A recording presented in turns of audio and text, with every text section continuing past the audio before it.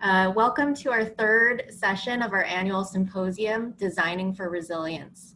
I'm Audrey Sato, your AWA+D president, and for almost 100 years, AWA+D has been committed to the career advancement of women in architecture and the allied fields. I'm so proud to be part of this continuing legacy and to work with you toward further change. Our first two sessions were very inspiring and focused on the personal stories of resilience. Some major themes that emerged were of grit, flexibility and toughness, confidence, empathy, and communication. And I'm sure that we'll be continuing these themes as we move into today's discussion of community resilience. And if you missed it, we'll be putting those first sessions on our YouTube channel soon, so you can stay tuned for that. We're also recording tonight's session in speaker mode, and we'll make that available in the future. And stick around, because at the end of tonight's session, we have an exciting drawing for a $50 gift card to Jackfruit Cafe, a local minority-owned, women-owned restaurant. And for those of you who attend 4 or more sessions of the series, we will raffle a gorgeous necklace by Fold, a jewelry company founded by local architect and AWA+D board member, Terry Moore. Before we begin, I'd like to thank the people who make this symposium series possible. Our planning committee is Meg Coffey, Sarah Garina, Alejandra Ramirez, Marisa Kurtzman, Pam Leone, and Stephanie Reich. Also, thank you to our annual sponsors, Louis Polson, Atomic Irrigation, Shimahara Visual, and Trajan Photography. Stephanie will now introduce our esteemed speakers.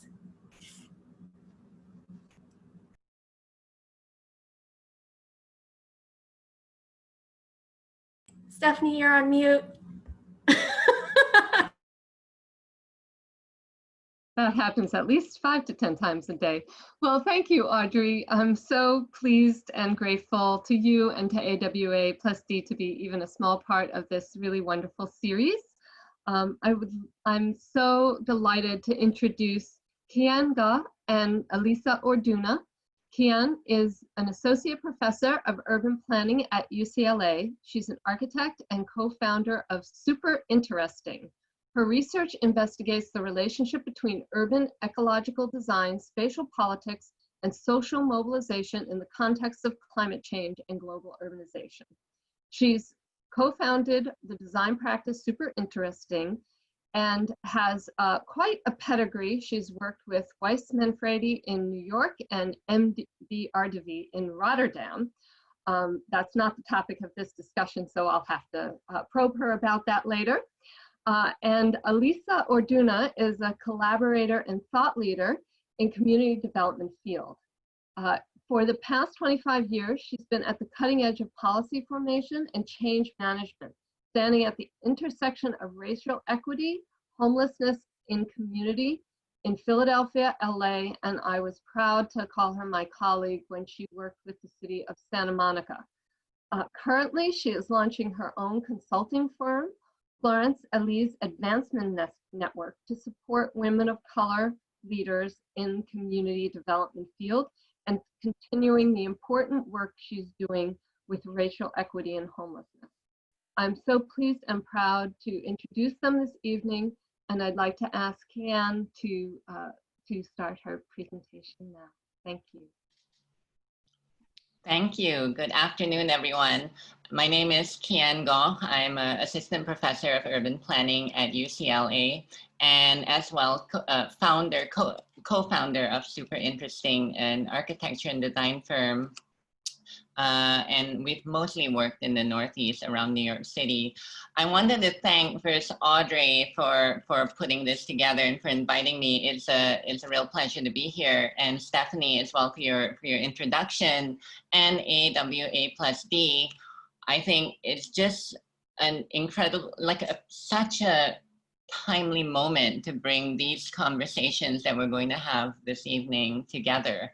So what I'd like to do is I'll share a little bit of my work and try to position it in response to the theme for the discussion, and make it fairly quick. So it may be it may seem a little like hurtling along, but hopefully it sets the stage for discussion later.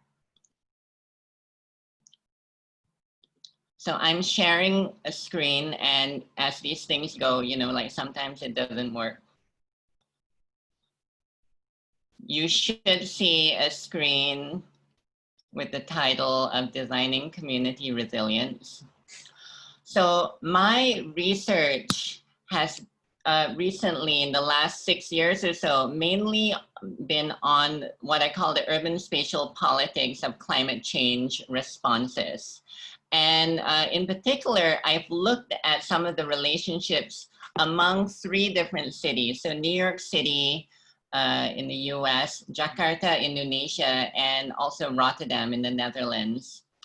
And I've looked at the ways in which in each of these sites, we have on the one hand, these large-scale design projects for resilience, like the Rebuild by Design initiative in New York after Superstorm Sandy. And oftentimes these other views of resilience, like the work of grassroots groups such as Occupy Sandy in New York, or in Jakarta, a city that floods all the time. On the one hand, these kinds of grand mega projects like the NCID master plan here on the left, called the giant seawall, and as well the plight of marginalized urban residents, such as folks in the informal settlements, who are oftentimes the ones who are hit worse by floods. And I've traced some of these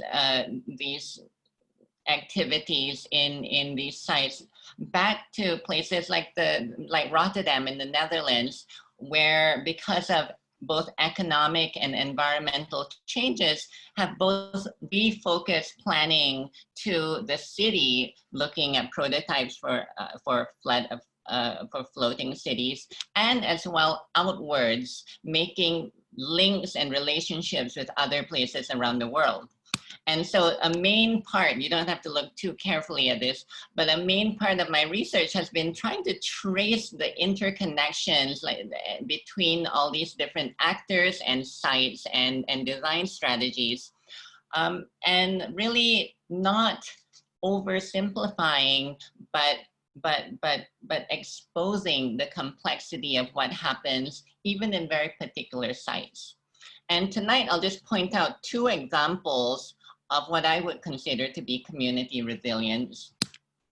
The first in Jakarta, and this was the scene about 2 weeks before I first got to the city in 2013. City floods all the time. We have these kinds of very, you know, technocratic, grand, large-scale visions. The giant seawall is shaped like the great Garuda, which is the mythical bird with that's the national symbol for Indonesia.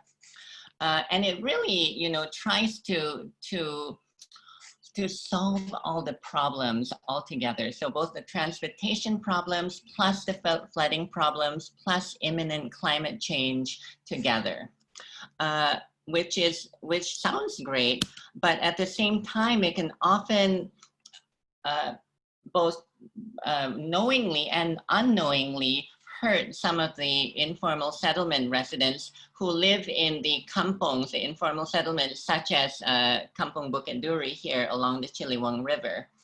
And in these different kampongs, we see community groups, so community organizers and activists working with kampong residents alongside community architects to come up with different ways to think about responding to environmental changes.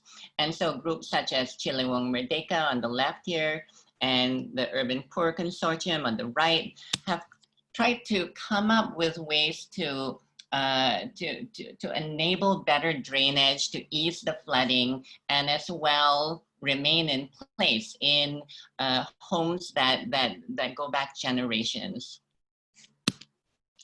There's another example here, architect Kamil Muhammad of Architecture Sans Frontier Indonesia, looking at how to reorganize the kampong to face away or to give some breathing room for the river so that you have access for maintenance and a little bit more protection from flooding, and with this little model kampong house here as an example for how they can live in a different way that's not always about the large-scale master plan. But at the same time, this doesn't always work. This is literally the same view of a bend in the river from 2013 to 17, where the city government, who have wanted to clear informal settlements for some time now, use this excuse of urban flooding to displace and to evict the residents and to demolish the kampong houses in order to create these concrete embankments along the river. So yes, on the one hand, these incredible community organizations working for resilience, and at the same time, I would say, partial success and oftentimes pretty violent removal. And now coming to a little closer to home where I am right now in New York, where I spent a lot of my time as a practitioner, as an architect. Superstorm Sandy really sort of exposed the vulnerability of the New York urban region. You see here, Lower Manhattan shrouded in darkness after the storm.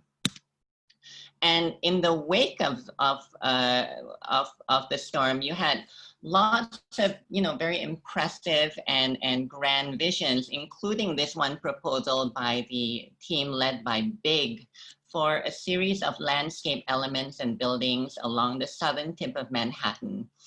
And this, in true, I think, urban design and architecture fashion, trying to pose large-scale infrastructure and community relationships together. So Robert Moses meets Jane Jacobs.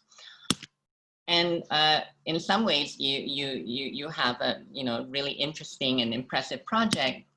And at the same time, you do get these conflicts over who gets this protection and when. And so there's been continual debate and conflict over the ways in which these kinds of projects are undertaken.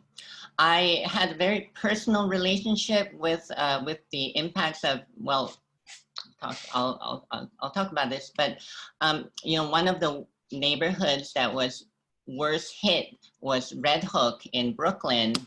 And I had spent some time in Red Hook working with the Red Hook Initiative to design their community center about a decade ago. And I was, particularly worried when the storm hit.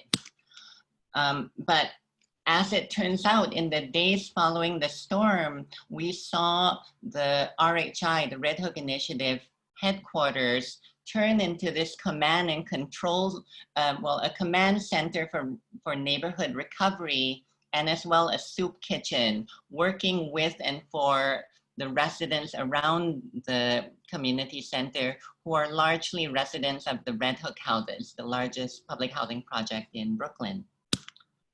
And you see some images of how staff members from RHI worked alongside Occupy Sandy volunteers, both working to feed community members, and as well enabling FEMA to use their neighborhood Wi-Fi as a staging ground for larger resilience efforts. And again, we see that, well, these are partial success stories, but at the same time, years after the storm, you see temporary boilers around the Red Hook houses that are still there. These photographs were taken 6 years ago. As of mid-2019, they were still there. So some of the concerns that I have are about the ways in which we have such vibrant community resilience efforts and such systemic structural challenges that oftentimes make it really difficult for local place-based community efforts to be sustained in the long run. And part of my interest is in trying to understand how they are able to be successful in order to think about the longer term opportunities. And I will stop there. Thank you.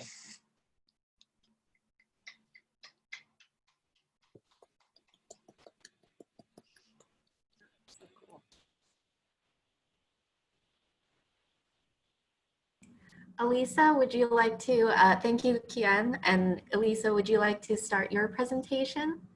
Sure, and let me just share screen here. Make sure, let's see, sorry. Okay, I think we're ready. Okay, thank you so much, Kian. I think it's, what you talked about are some of the macro issues that are impacting this particular project on the ground that I'll speak to in the Skid Row community here in Los Angeles. And thank you all for having me today. Really appreciate this opportunity to introduce and have a discussion around homelessness, but through a perspective of design and community resilience. Because I think far too often we aren't able to see the resiliency within such vulnerable communities, which can make these challenges seem overwhelming. I want to start off a little different. How do I define homelessness? We were talking earlier. I think it's so important that we move beyond just homelessness is something we want to get rid of, that we really humanize it and we look at, well, what are the systemic and structural issues? So I define homelessness as a symptom of prejudice, fear, and segregation rooted within the culture of modern society. And just a snapshot of homelessness in Los Angeles, the 2020 count, some of you may have participated in your own communities back in January. You know, just a couple months, 7 months later, it just feels almost irrelevant with COVID and so much of what has happened since, but these numbers still are a benchmark. Regionally, I don't think it was a surprise. Now, again, this is pre-COVID, and even then, there was a concern that there was an increased number on the streets, and we see it reflected in the county numbers, as well as the city of LA. City of Santa Monica, interesting enough, we actually went down by 8%, and I think it was really among strong coordination between the community and across city departments, so not just one department, but multiple, and targeted investments in areas like the downtown. I also want to highlight, you know, African Americans are overrepresented in the homeless system. This is nationwide. In some ways, you could go back to Reconstruction. Others, it could be from the 80s after the Vietnam War, when a lot of urban flats and single room occupancy units or just were considered blight, and changes that have happened, and then just a number of systemic issues. But I think that number is important. It doesn't mean it's the highest, like most people, but in proportion to the census count of the county, where it's around 8% countywide, close to 40, maybe a little bit higher among African Americans in homelessness. But we have to have hope, and so I just threw this quote in from our former president: the best way to not feel hopeless is to get up and do something, which this project is about and which all of you do every day. Don't wait for the good things to happen, go out and pretty much make them happen. So just a little bit context-wise, I'm going to talk about what we call a personal hygiene project in Skid Row. And just kind of level setting a little bit, I think it's important to point out Skid Row is an intentional community. It was designed through public policy going back to the Silver Plan by the Los Angeles Planning Commission in the 70s to kind of move way toward the creation of the financial district on Bunker Hill. And I think that's so important because when we look at the standard of living and the conditions that people are trying to survive in, we always must remember this was an intentional community. This wasn't organic. It didn't just happen. And so it really is up to the public and public policies to make it right, to bring equity into this community and create opportunity. Skid Row is one of the largest unsheltered homeless communities in the country. California overall has a higher unsheltered rate than many other cities due to the weather, kind of the sprawl that we have. But Skid Row, out of all of those communities, is the largest unsheltered. And I would say and argue Skid Row is one of the few remaining majority concentrated African American communities in the city. So after the 1992 civil unrest and over the time period, the South LA and San Bernardino and Pasadena and other enclaves of strong historic African American communities have been somewhat diluted to movement, to rising housing costs, to just changes in the LA population overall. And so Skid Row, sadly or unsadly, depending on how you look at it, remains one of the last concentrated communities. So I'm going to talk about this project. My capacity in this project was working for the mayor's office of LA, and it was at a time where we had to do something. Homelessness crisis was hitting, the voters passed Measure H and HHH, and so there's a lot of momentum. But people are saying, but what about Skid Row? You can build houses, you can address it in the Valley, Santa Monica, wherever, but when you drive through the growing art district, what's happening to the people of Skid Row?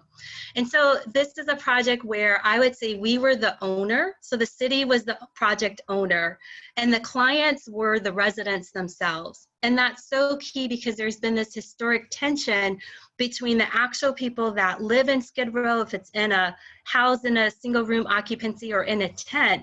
There's always been a sense of disempowerment. You have many mainstream nonprofits that are there, but they're almost like gatekeepers between the people and government.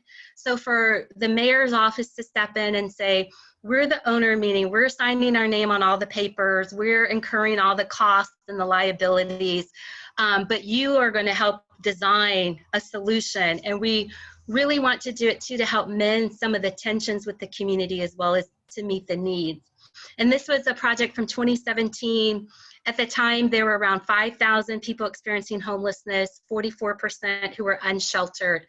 LA Can, Congress Action Network, and another organization led by our coalition led by Inner City Law, both had done a couple of reports pointing out these stats. LA Can in particular, the report, The Dirty Divide, looked at UN refugee camp standards and did an assessment compared to Skid Row and found that the conditions in Skid Row would not meet the minimum criteria for a refugee camp hosted by the UN.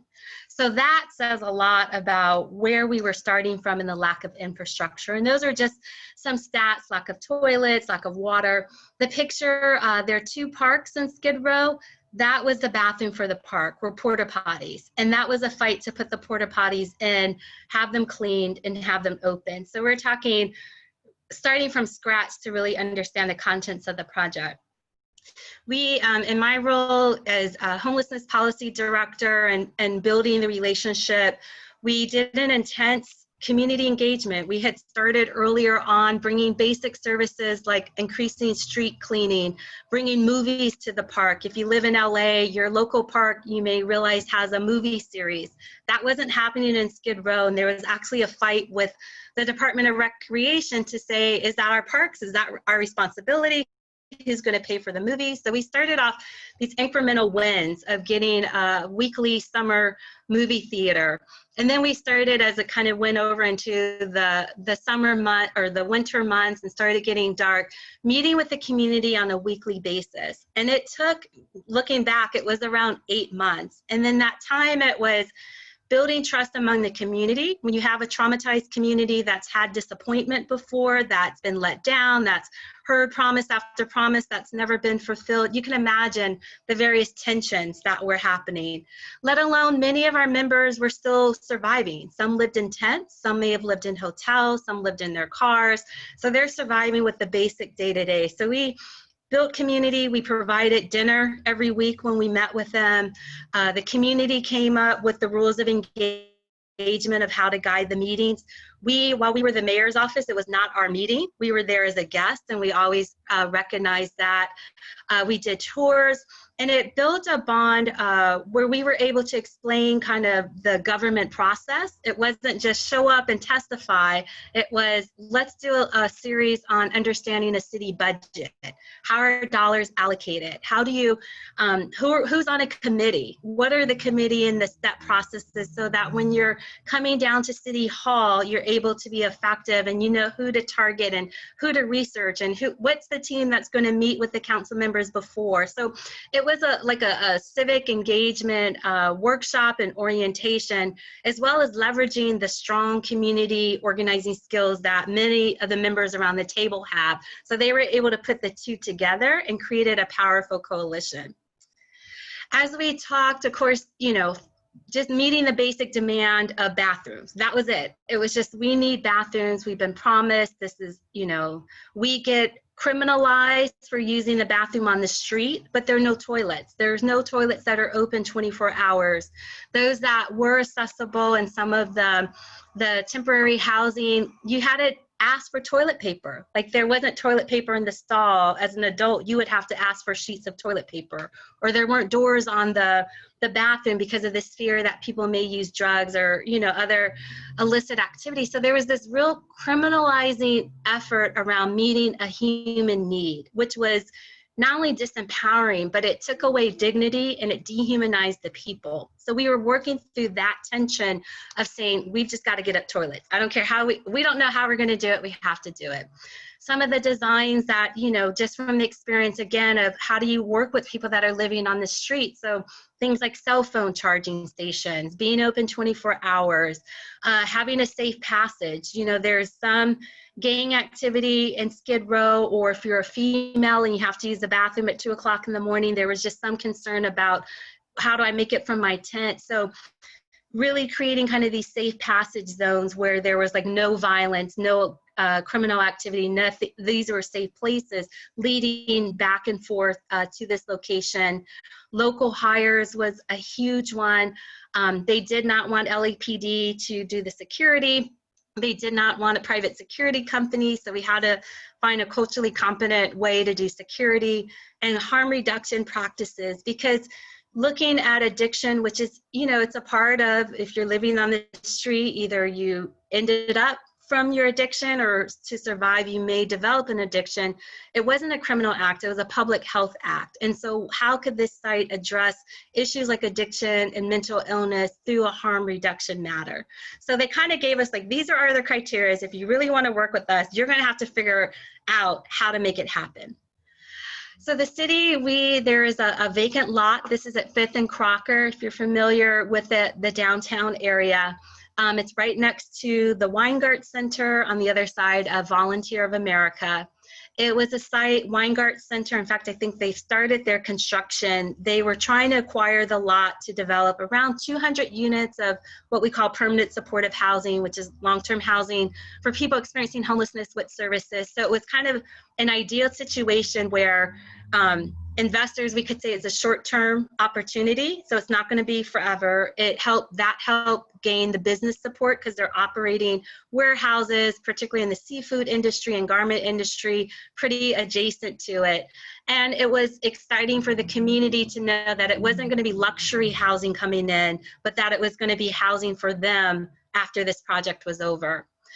Through the city, through some really great relationships with colleagues, we were able to put in sewer and water lines. The trade unions really stepped up because we didn't have a budget. We didn't have a budget for capital expenses, I should say that.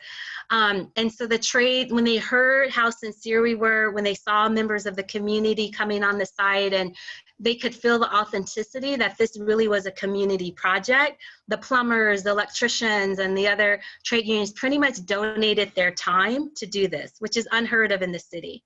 Even for the sewer lines, there was a couple of folks in sanitation that we worked with. They're like, we'll figure it out later, what department or how we build this. But next thing we know, this is before that happened, but this lot ended up torn up with sewer lines. And then of course there were operating costs, and people would say the initial iteration where maybe it was small, it's trailers. So we looked at when you drive around city of LA and you kind of see the trailers on a film shoot, and we're like, okay, if you could have trailers for bathrooms and showers for celebrities, how do we buy those same trailers for this project to get it up and going? So we learned a lot. It's not as simple as it is, especially when you get into ADA requirements and California state ADA requirements and all of that, earthquake prevention, and a lot of the details with it. So it looks expensive, but you also have to consider hiring from the community was key to this, 24-hour, 7-day-a-week security, utilities, etc.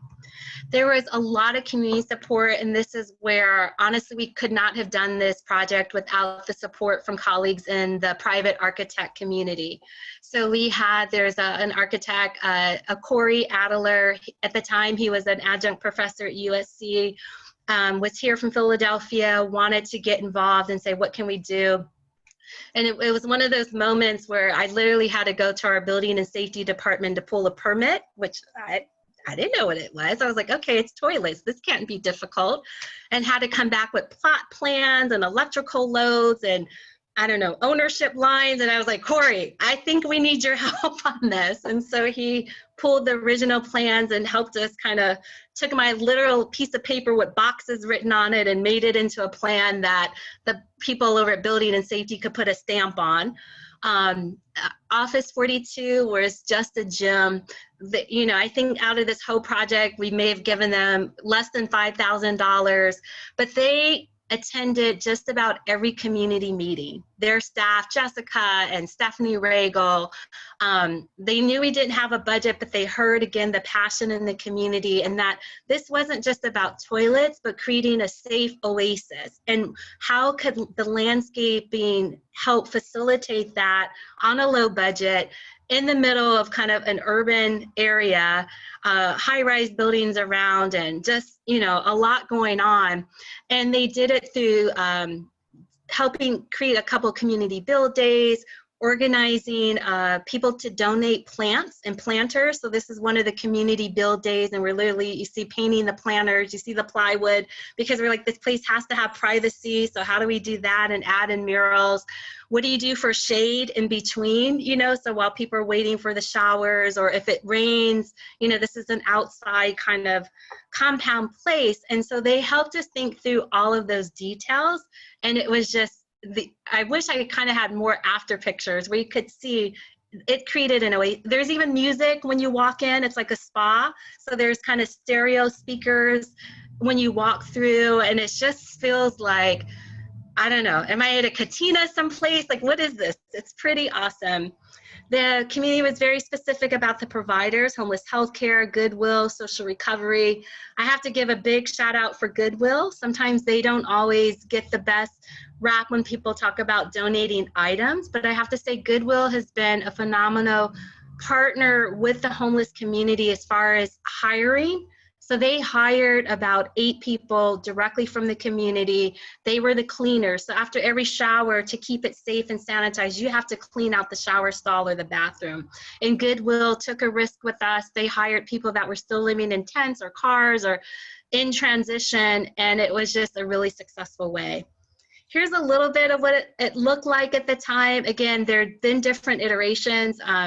As we learned lessons, we learned how to improve on the trailers, so there were different iterations with it. In the middle, you could see, the sharp container, because that was important. We had to learn to put the kind of steel enforced wall, because people, in their addiction would try to hide things to it. The piece in the bottom with their certificates, that was at the grand opening. And these are members of the committee who met with us that entire time.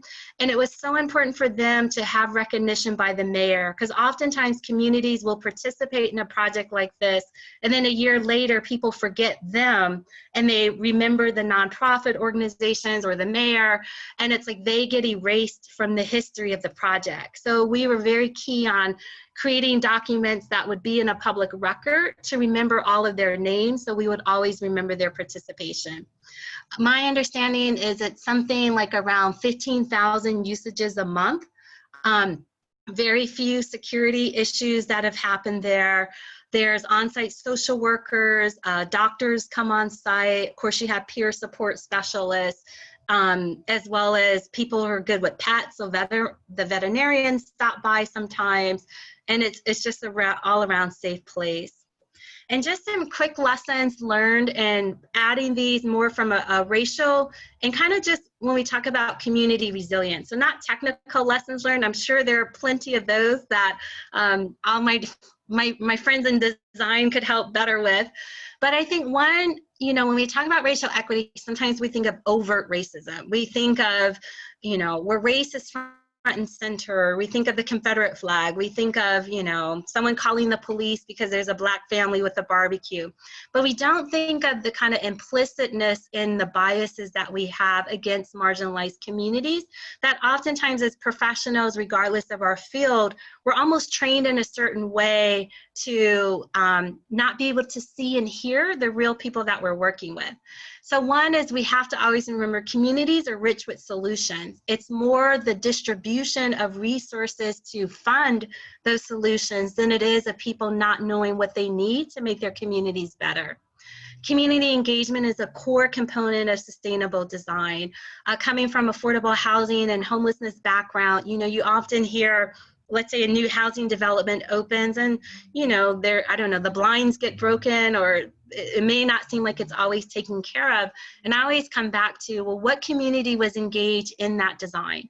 No one likes charity. No one likes to be considered like, I'm just part of the welfare, like people are just giving things to me. People want to be a part of building their own ecosystem in their environment. So I think community engagement, it can't be an afterthought. It can't be just something to sign off with city council or other public processes, but it really has to be integral, step by step into getting the design. And I think we would build things that are really built to last or have more usage and be more inclusive.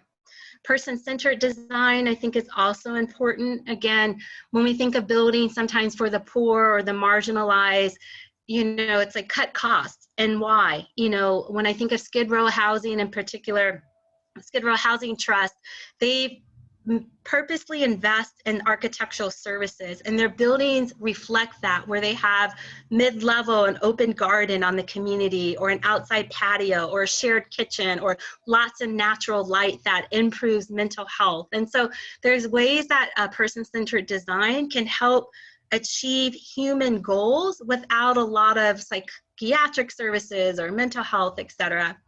I say architects, because of that, are witnesses. As witnesses, are co-conspirators in the liberation of the oppressed. Again, thinking about spaces that oppressed people often occupy: jail cells, mental health institutions, overcrowded housing, schools that don't have the best circulation of air conditioning or natural light. So as architects, thinking about everyone wants to thrive, and what does that environment look like? So if it's softening of a wall, or taking a wall out, or adding in more windows, or adding in a balcony or courtyard, or a dog run for companion animals, all of those little things matter in raising self-esteem. Don't wait for permission. We didn't. There are never perfect conditions. Just focus on basic needs. And when doing what's right, I truly believe the resources will show up. So with that, I'll be quiet because I could go on forever, and just happy to answer any questions. Yeah, I think, thank you so much, Alisa. I want to pose a question to you both because Kian and Alisa, you've both talked about these communities that, are disenfranchised, disempowered, and a lot of tensions build up because of that. I think it was really, really interesting to hear about the incremental move of just having movies in the park as something that started to break down those barriers to a more trusting relationship. I wonder if you can talk more about that, because this is such a complex issue. And I mean, if we think about what's going on today, people feeling disempowered and that leading to tensions, I mean, that's completely relevant to what's happening now.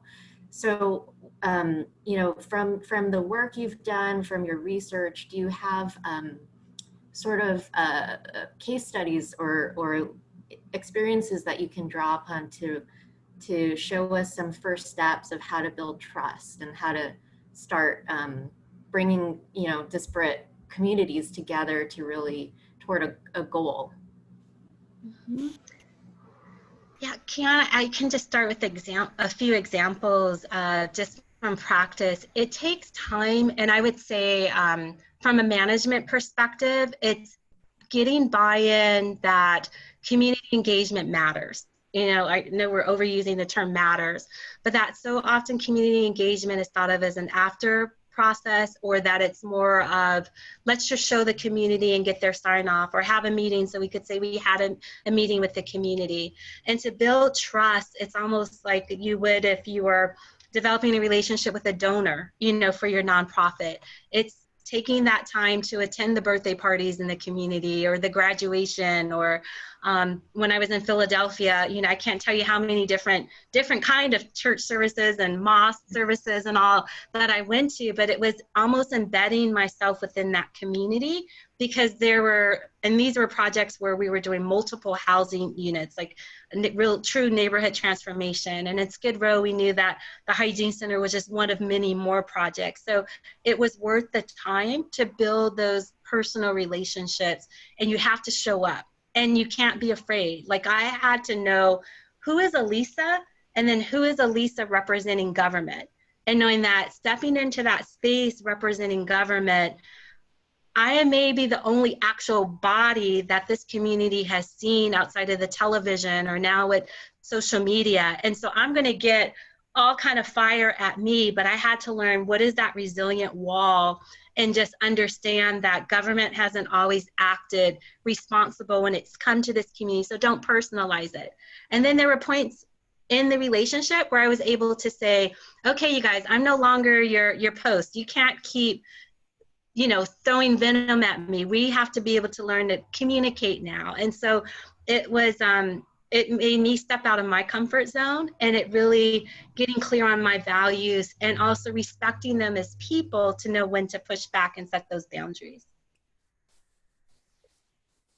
Thank you. So, and thanks for the question. I would say, to add on, but also maybe like divert this a little bit, I think trust is one aspect, but I think power is another. And we can make some distinctions among where trust exists and where power exists, and the delineations between that. So I'll be a bit more specific than that. Like in Jakarta, for instance, there is still no trust per se between activists and organizers among the kampong residents and the city broadly.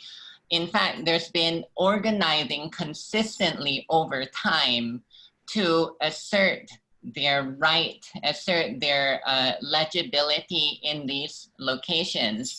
And in the last governorship elections for Jakarta, what the urban poor organizers did was actually made a pact with one of the candidates, saying that we actually hold a tremendous amount of power in the city, even though we're consistently marginalized. We will throw our support behind you if you promise not to continue with the evictions and demolitions. And they had one of the candidates actually sign that. So there's something that's been made public that is still contested, but at least you can point to something where you can say, this is a promise that's been made. I would say where trust does come into play is in the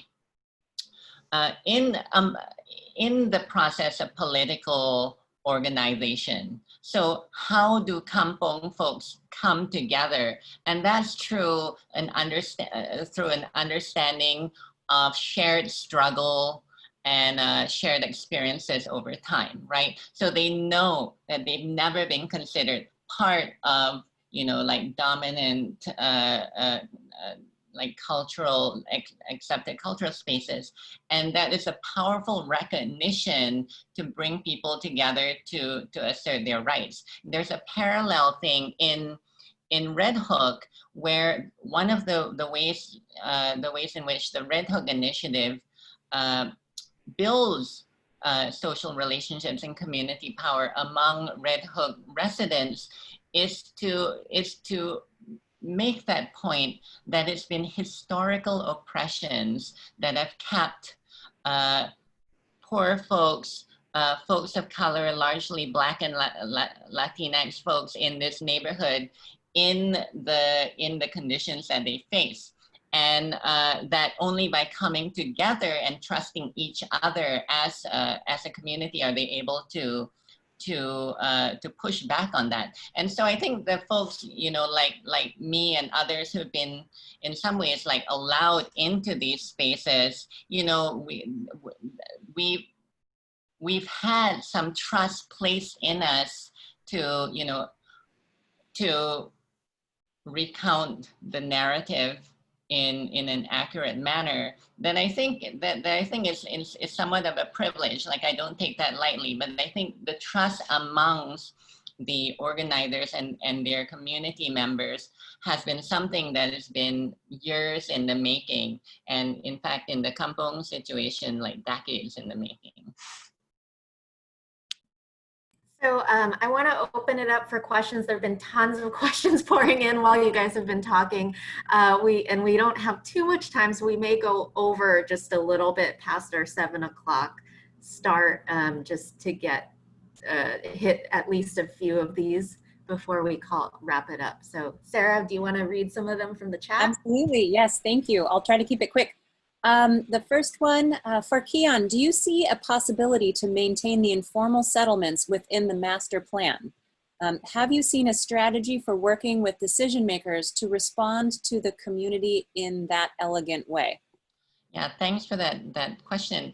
I think that just ties to what I was just saying, that this is an actively contested and negotiated state of affairs, right? So in some ways, it is about where Kampong activists and organizers are able to pin themselves in a broader set of political struggles in the city in order to garner these changes in the plans. And they have been at least partially successful in that case, actually halting a large part of that master plan, saying like, this doesn't take into account fisher communities along the coastlines. It doesn't take into account informal settlements adequately, and so they've actually had some success there.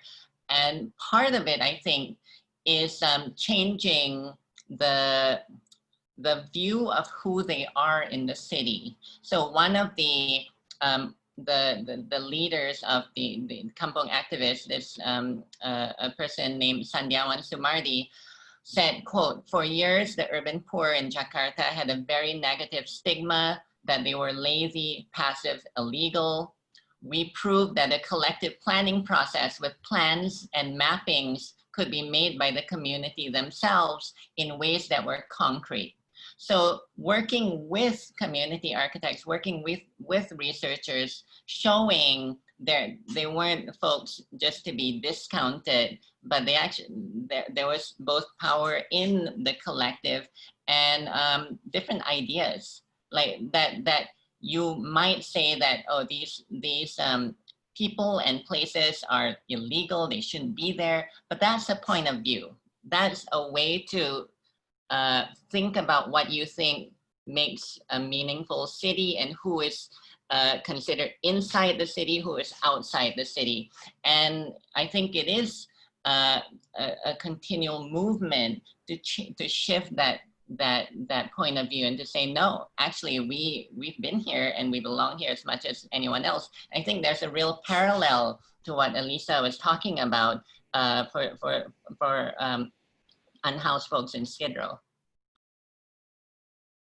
Okay, thank you. This is another one. This is from Stephanie. For Alisa, this is one of the most complex projects I've seen. This project provides provides a great example of effective action. Do you or did your team foresee a midterm solution between refresh and housing first?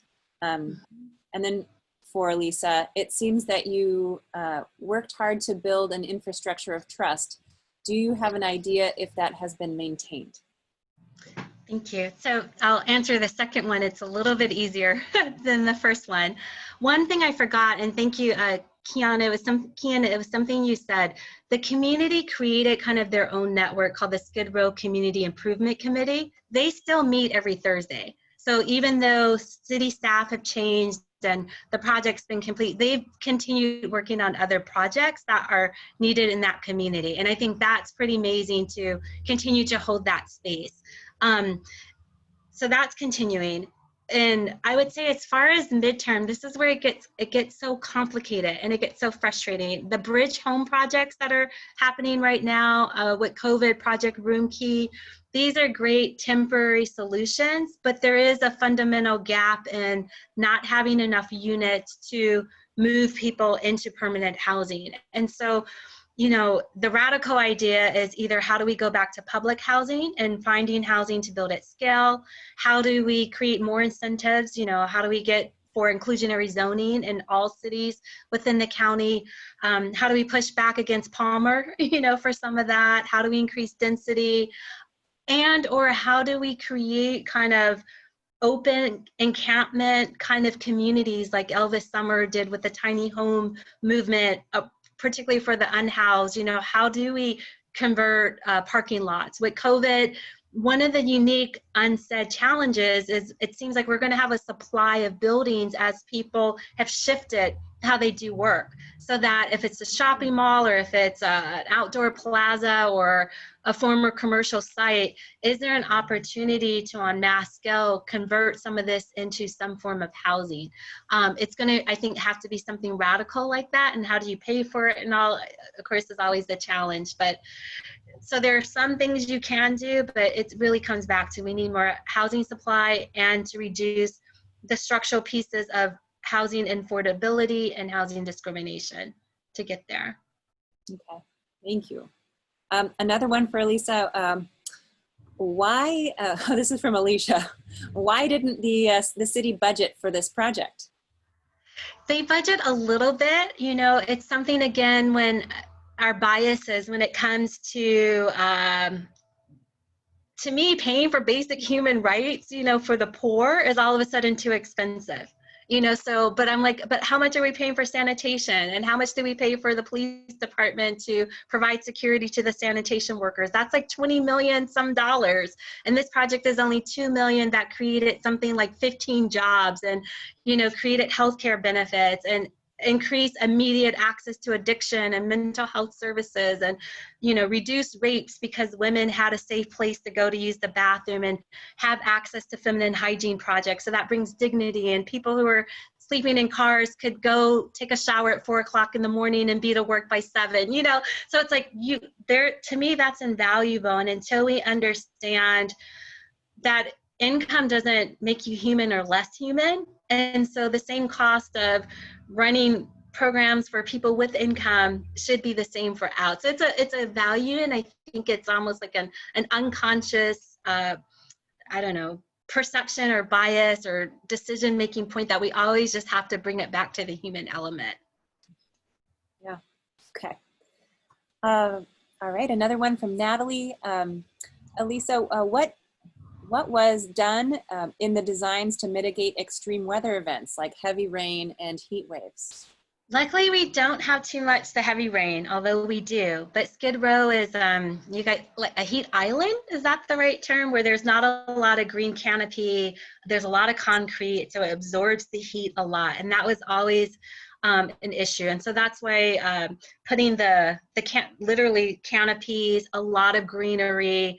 I don't know if they actually used fans or something to reduce it, but it was just a cool space and making sure people had access to water. So if it were temporary water fountains that we got Department of Water and Power to install, particularly working with emergency management, we actually introduced a code. So we had one for cold weather, but not for hot weather. So we said if the heat index rises so much, here are certain protocols like transportation to the local recreation center for cooling, or adding in the temporary water fountains, or providing bottled water to people, quickly accessing people for motel vouchers if they were older or had underlying health conditions. So it's not perfect, and that is the heat is becoming more and more issue as it gets warmer in Skid Row, but also the valley, the Tahunga, Sunland Tahunga areas. Those are real concerning. Okay. Another question from Natalie. What City of LA office is continuing this work, and who is the best contact?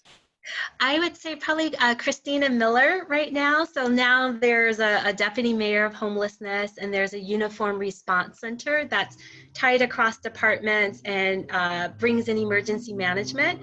But I would say Christina Miller, she's the deputy mayor for homelessness for the city. So I would reach out to her. And she's a practitioner, so she comes from heart into this work.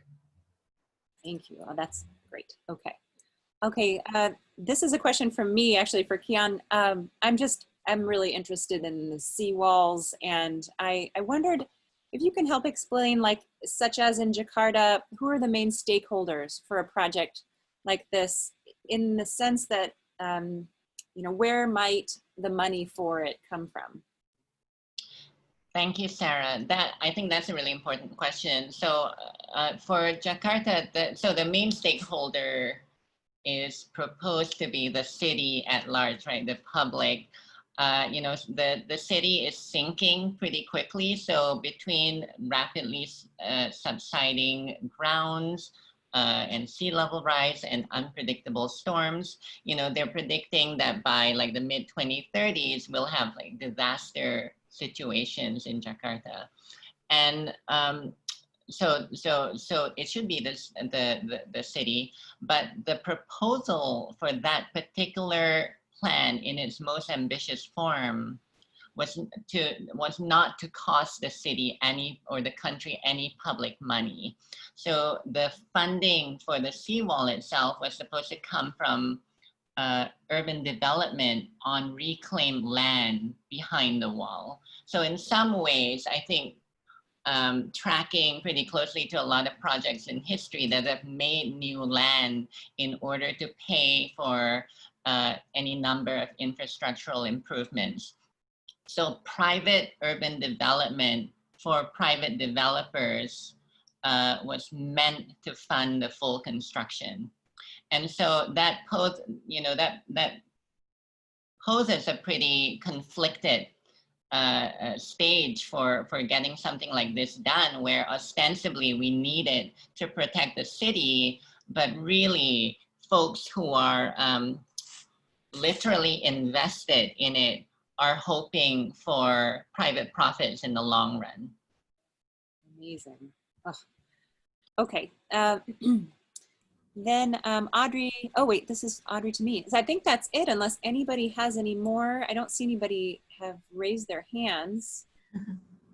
Yeah, we're right at 7 o'clock. I think maybe something that would be nice to kind of wrap this session up is if you could just quickly, Kian and Alisa, give us a little statement on something that gives you hope after studying all of these case studies and being involved in these projects, something hopeful to leave us with. I would say, you know, the recent organizing for climate justice that we saw all through to 2019 to the global climate strike in September last year was something that really brought attention about some of these issues to people who matter, to decision makers, or to people with power, to people with political decision making, in ways that actually did include issues of racial justice and gender justice and class justice. And I take tremendous inspiration from like the work of the Sunrise Movement and others who, in my view, have really taken the lead in how to frame these broader issues. And so, you know, even in the midst of, you know, compounding crisis that we have at the moment, these are the folks that I'm looking to and hoping to support as much as I can. Awesome. No, thank you. These times for me, I taken the permission or the leeway to go small. I think for me personally, it was always feeling there's more that we have to do and almost getting overwhelmed in all that has to be done. And through this time period, it's been something simple as starting a garden on my balcony to create tomatoes and potatoes to feed the seniors in my apartment complex. Like finding out, like, don't wait for the perfect plan. Don't wait for the perfect conversation. Don't be afraid that, if you're in a multiracial community, find out what the basic needs are and just get started. And to me, it's starting those dialogues in kind of an informal, organic way. You feel good because it's like you're meeting a basic need, as well as you're building community in a place of authenticity, which is what I think we have lost. I think we have lost the ability for grace, that people are going to make mistakes. No one's going to be perfect. We're going to offend. Overcome fears by talking to people and saying, I saw this and I'm confused about how I feel about it, or I feel this and, I never was exposed to this. So I think finding basic things. I'm going to start an art cart in the local park where I'm going to take like a red wagon with art supplies, because I noticed so many parents are taking their kids there around lunchtime, and a lot of the parents seem to be working parents, and the kids are, you could tell they need a break and the kids need a break. So I'm just going to take coloring books and crayons and walk around the park, like the crazy lady passing out art supplies. But I think this is a time to go back to micro community and build it so the foundation for these larger policies and conversations, will have a platform to be able to do it. My fear is that so many people are jumping to make a massive scale, like all the corporations funding quote unquote racial equity. I'm like, who are they even talk to find out what the real problem is? Comcast shouldn't give money to a civil rights organization when there are millions of school kids at home trying to do homework on a cell phone that they're sharing with their brother and their mother. Why not invest in IT infrastructure to help people have the bandwidth and to have the equipment to do schoolwork? So it's those things, like, don't rush for the macro, start micro and build up organic and authentic platforms. That's what's giving me hope, I would say. Thanks. Those are some lucky kids who are going to get your art supplies. Thank you both, Kian and Alisa, for joining us. I hope to see everyone next Tuesday. We'll be joined by Marissa Aho, the Chief Resilience Officer for the City of Houston, and she used to be in that role as well for the City of Los Angeles. I really appreciated the conversation and learning so much more today about community and city resilience. And now we have our drawing. So Sarah, do you want to do our drawing for Jackfruit Cafe? Yes, I'll do it really quickly. A name has been selected for Jackfruit Cafe. This is a Black woman-owned local cafe in Los Angeles. She sells $46, not $50 gift cards. So we've got a gift card this week. It's a plant-based soul food restaurant, and Emily Gable won it, and she's still here, it seems. Good job, Emily. Thank you for coming. I know how to reach you, Emily, and I'll send you an email later and get you all the details. But thank you. Yeah, and if everyone wants to unmute and clap for our presenters, we love that. Yeah. Thank you. Thank you. Thanks, everyone. Thank you. Stay safe. Thank you very much. Thank you.